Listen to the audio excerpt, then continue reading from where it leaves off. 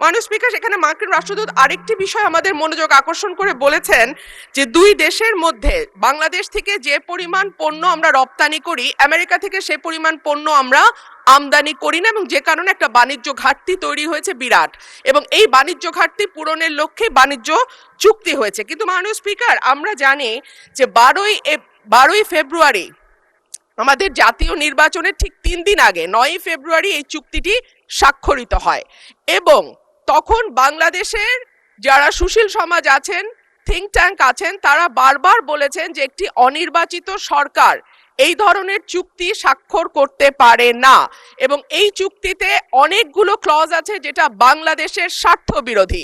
সুতরাং নির্বাচনের পরে যখন একটি নির্বাচিত সরকার আসবে তখন যেন এই চুক্তিটি স্বাক্ষরিত হয়।